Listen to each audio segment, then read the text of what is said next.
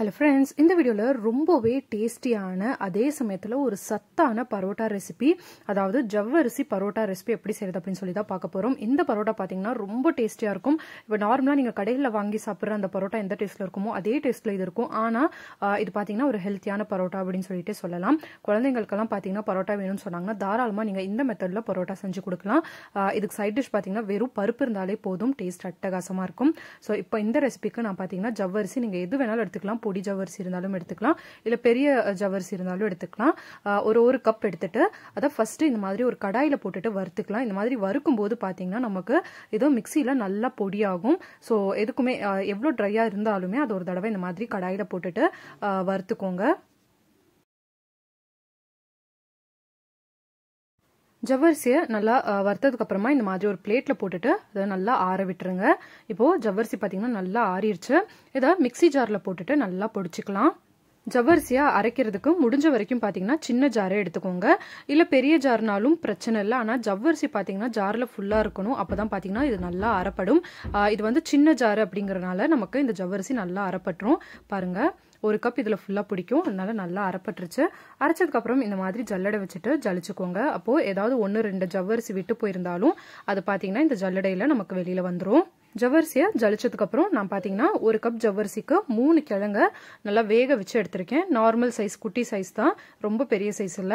பெரிய சைஸா இருந்துச்சுன்னா ஒரு 2 கிழங்கு எடுத்துக்கோங்க. இப்போ இந்த கிழங்க நல்லா ஒரு 3-4 விசில் விட்டுட்டு எடுத்திருக்கேன். உப்பு எதுவும் சேர்க்காம வேக வச்சிருக்கேன். இப்போ இது இந்த மாதிரி நம்ம துருவி சேர்த்திக்கலாம், அப்படியே மசிச்சு கூட சேர்க்கலாம். ஆனா இந்த மாதிரி துருவி சேர்க்கும் போது நமக்கு இது ஈஸியா பாத்தீங்கன்னா இது கூட மிக்ஸ் ஆயிரும். அதுவே வந்துட்டு நம்ம நசுக்கி சேர்க்கும் போது அங்கங்கே கட்டி கட்டியா இருந்துரும். அதனால இந்த மாதிரி துருவிட்டு ஆட் பண்ணிக்கோங்க. துருவி முடிச்சுட்டு இதில் தேவையான அளவு உப்பையும் சேர்த்திட்டு இதை நல்லா மிக்ஸ் பண்ணிக்கலாம். கொஞ்சம் கொஞ்சமாக தண்ணி சேர்த்தி, இப்போ நம்ம சப்பாத்தி மாவுக்கு எப்படி தண்ணி விட்டு பிணைவோமோ அதே மாதிரி இதுலேயும் தண்ணியை தெளிச்சு இந்த மாவு எல்லாமே ஒன்றாகிற வரைக்கும் நல்லா மிக்ஸ் பண்ணிக்கலாம்.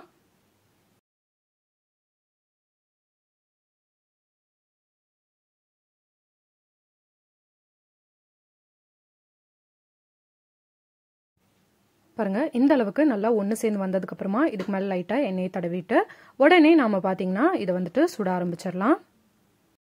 இப்போ அதுல இருந்து ஒரு சின்ன பால் எடுத்துட்டு அதை நம்ம நார்மலா எப்படி சப்பாத்திக்கு திரட்டுவோமோ அதே மாதிரி திரட்டிக்கலாம். ஆனா இது பாத்தீங்கன்னா உங்களுக்கு ரவுண்ட் ஷேப்ல வராது, அந்த ஓரம் பாத்தீங்கன்னா ஒரு மாதிரி விட்டு விட்டு வரும். ஸோ அதனால எந்த பிரச்சனையுமே இல்லை. இதை ஒரு அளவுக்கு ரவுண்டா நம்ம திரட்டிட்டு ஏதாவது ஷார்ப்பான டிஃபன் பாக்ஸோ இல்லை ஏதாவது மூடியோ இருந்துச்சுன்னா அதை வச்சு இது ரவுண்ட் ஷேப்க்கு கட் பண்ணி நம்ம எடுத்துக்கலாம். பாருங்க, இந்த மாதிரி ஏதாவது ஒரு டிஃபன் பாக்ஸ் வச்சுட்டு ரவுண்ட் ஷேப்க்கு நம்ம இதை மேலே வச்சு அழுத்தினாலே போதும், நமக்கு அந்த எக்ஸ்ட்ரா இருக்கிற மாவெல்லாம் கட் ஆகி வந்துடும், ரொம்ப ஈஸியாக வந்துடும்.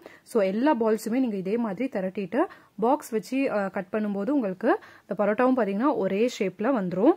பாருங்கள், இந்த மாதிரி எடுத்து விட்டுட்டு இப்போ நம்ம இந்த பரோட்டாவை சுட ஆரம்பிச்சிடலாம். பாருங்கள், நல்லா ரவுண்ட் ஷேப்ல வந்துருச்சு. இதே மாதிரி நீங்க மீதி இருக்க எல்லா மாவுமே வந்துட்டு திரட்டிட்டு ரவுண்ட் ஷேப்க்கு கட் பண்ணி எடுத்துக்கோங்க. இப்போ தோசைக்கல்ல நாம இந்த பரோட்டாவை சுட்டு எடுத்துட போறோம். தேவைப்பட்டா நீங்க ஆயில் இதுக்கு மேல போட்டுக்கலாம், இல்ல ஆயில் இல்லாம சாப்பிட்றதுனாலும் தாராளமா சாப்பிடலாம். ரொம்பவே ஒரு ஹெல்த்தியான ரெசிபியா இருக்கும். இப்போ பாருங்க, நம்ம இதுல போட்டுட்டு எப்பவுமே சுடுற மாதிரி சுட்டு எடுத்துடலாம். பாருங்க, நல்லா எவ்வளவு அழகா உப்பி வருதுன்ட்டு.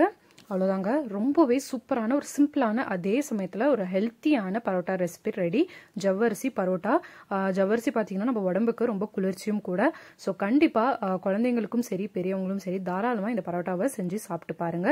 செஞ்சு சாப்பிட்டு பார்த்துட்டு எப்படி இருந்ததுன்னு சொல்லுங்க. மறக்காம நம்மளோட சேனலுக்கு சப்ஸ்கிரைபும் பண்ணி வச்சுக்கோங்க.